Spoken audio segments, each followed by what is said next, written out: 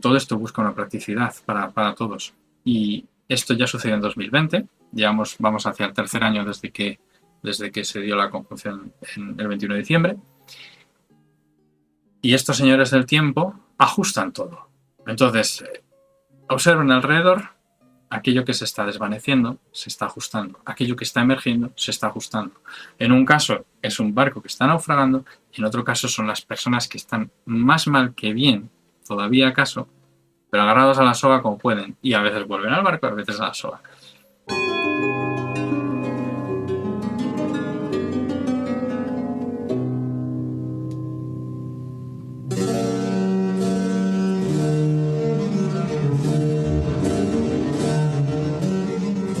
La idea es que cada vez más se sepa que después de la soga va a haber otro barco. De hecho, el barco está apareciendo y en muchos casos ya hay un barco por ahí. Otra cosa es que el barco esté en lucha con la anterior, pero va a prevalecer. ¿Qué ocurre? Que esto también será temporal. Todo esto será temporal. Ahora vayamos a una visión un poco más amplia de todo esto. Eso es como una especie de estanque, ¿no? Una especie de pequeña piscinita. Y esa piscinita yace a su vez en un barco muy grande que tiene esta vez sí su axis mundi, su ónfalos, como un templo, una naos, navis, naos, y nous, y lo tiene enfocado hacia el centro del universo, hacia el norte, celeste, y tiene eso como una piscina, y le da igual. Bueno, sí, pues ahora pasarán de este barco a este otro, pero lo que se está moviendo es todo esto. Bueno, toda esa teoría de los ciclos, toda esa teoría gnóstica, esa idea gnóstica, es precisamente lo que permite la prevalencia del saber. Porque el saber, la sabiduría, la sofía, los ciclos, la gran serpiente se sintoniza con ese barco, ¿no? O es una serpiente enrollada al mástil de ese barco. De modo que es el hermetismo, dos serpientes. De modo que todo eso ya tiene una continuidad, porque no está sujeto al tiempo, ¿no? Lo define, lo causa. Entonces, ¿de dónde viene esa cuerda? ¿Quién está sosteniendo esa cuerda? La Sofía. Y mientras uno se agarre a la Sofía, eventualmente habrá un barco. La Sofía es la que está soportando esa cuerda. Lo que pasa es que para estar en esa cuerda hace falta resistir, hace falta fortaleza. Sin la fortaleza te caes. Y cuando falta la fortaleza, pues buscas el apoyo de nuevo del barco. Cultive la fortaleza, porque es la única manera en la cual eventualmente han de permanecer así. Esto se puede pensar que es la fe, pero es una fe que no está desligada la fe, por definición, al menos la definición heredada, es algo que...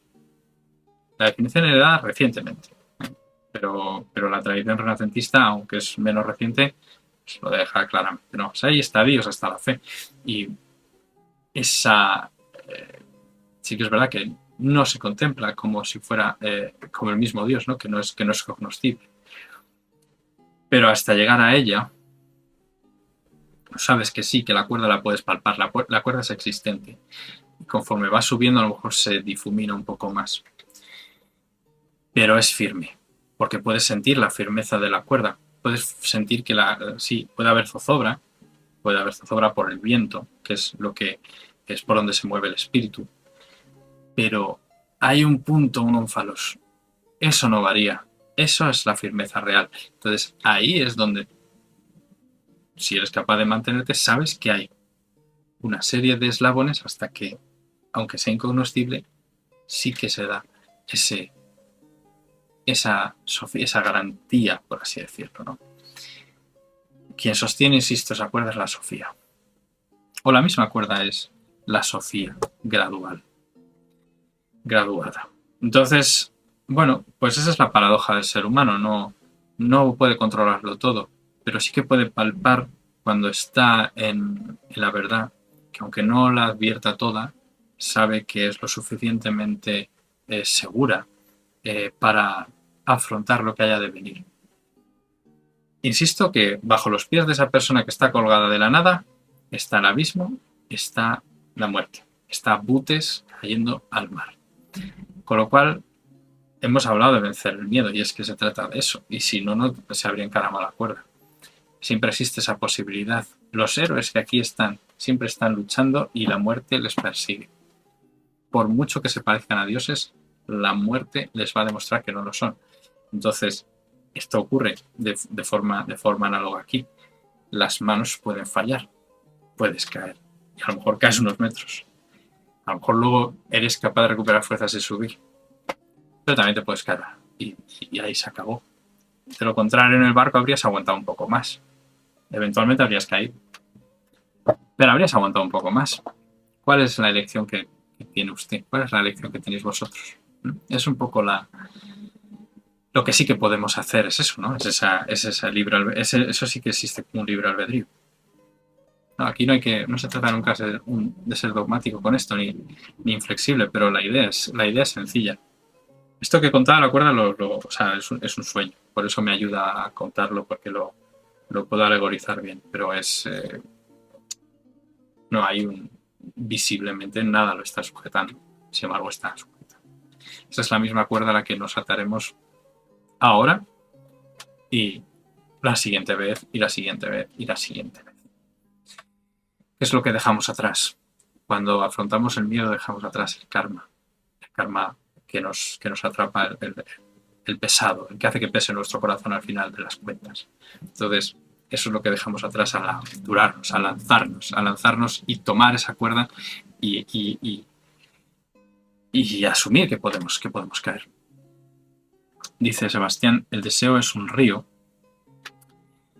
que nos lleva y nos lleva sin remedio. El héroe nada contracorriente o se deja llevar solo para estar exactamente donde debe estar. Muy inspirado comentario, Sebastián. El héroe nada contracorriente o se deja llevar solo para estar exactamente donde debe estar. Es cuando hay que mezclarse. Pues el río es el río de la vida.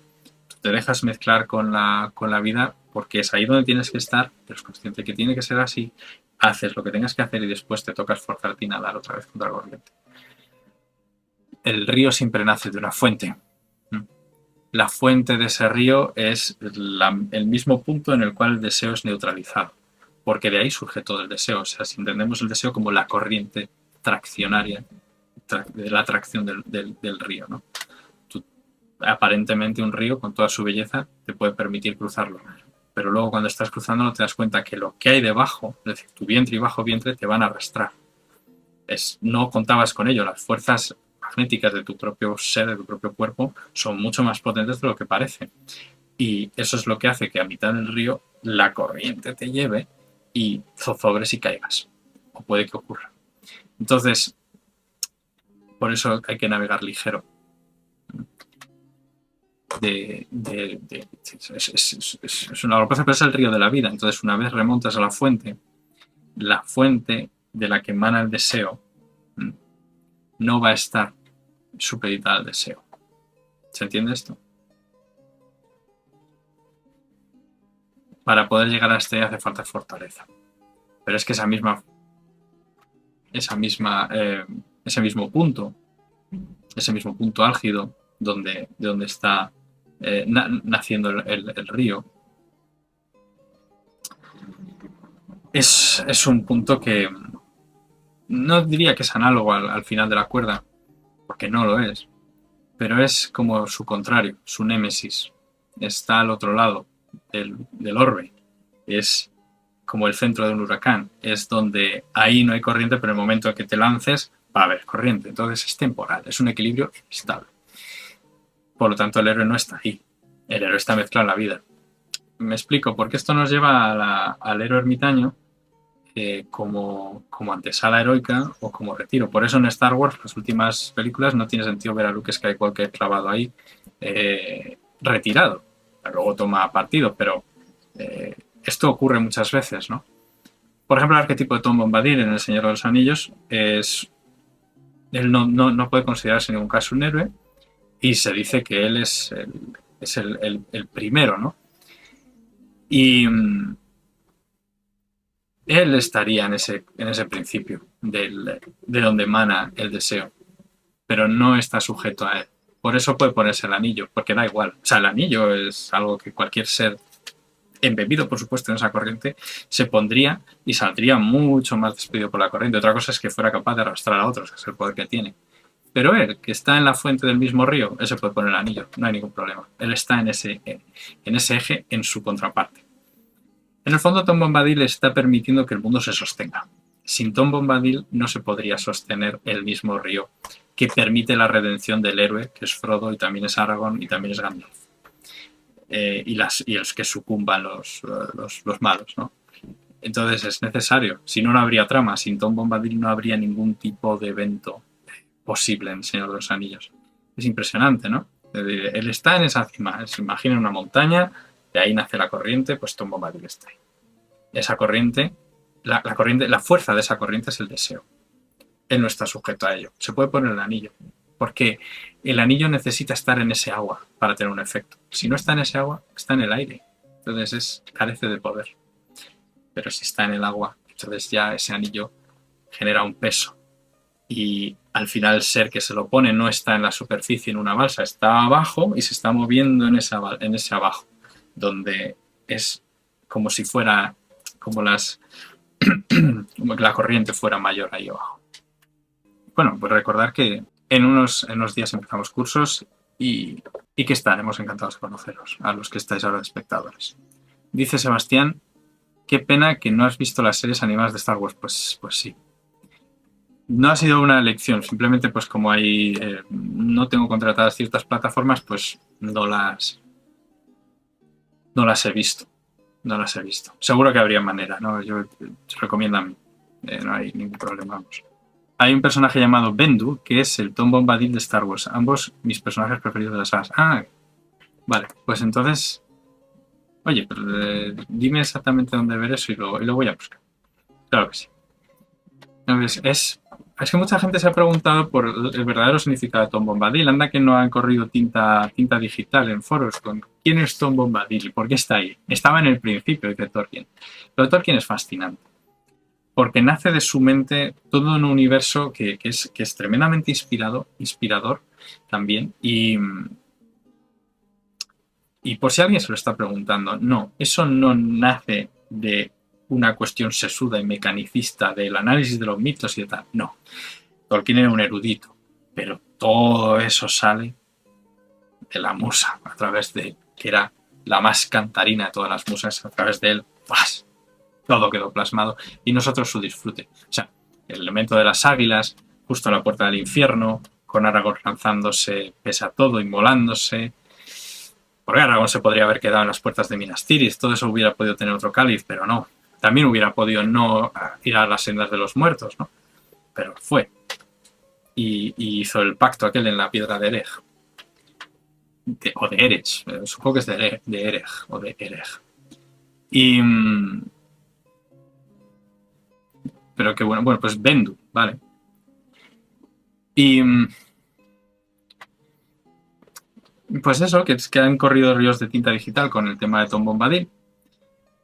Y no es para menos, ¿no? No es para menos. Pero no tiene efecto, porque solo el deseo tiene efecto en todos los seres pasibles. Aun estando en la Tierra, que eso tiene cualidad de Dios, porque es impasible. Es impasible, pero es perecedero, perecerá con el mundo. Tom Bombadil era perecedero. Aunque estaba desde ahí, desde el principio, pero era perecedero. Me explico un poco, ¿no? Entonces la idea es que es impasible. Esa impasibilidad no es posible en los seres humanos per se, más que en momentos, ¿no? El héroe sí que es impasible, pero es impasible mientras dura su heroicidad. Los seres humanos tenemos actos heroicos. El héroe en sí es otra cosa, pero sí que tenemos actos heroicos siempre y cuando pues hayamos pedido inspiración para poder acometerlos, claro está. Si no, son locuras. Es una gran diferencia.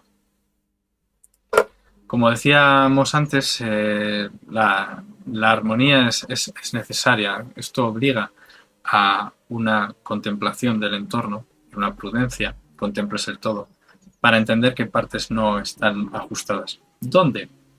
En el exterior. Bueno, si está en el exterior, ahí va a generarse un deseo de cambio hacia el exterior. Aquí. Aquí. Aquí sobre todo. Desde aquí ya, cuando ya se lleve un tiempo, pues eso ya se irradia. Entonces, pues todo esto, es que realmente cuando uno piensa en Tolkien o piensa en Star Wars, y esto salió a colación preparando el Puertas Abiertas, Sebastián y Tony, ¿cuánto realmente hay de...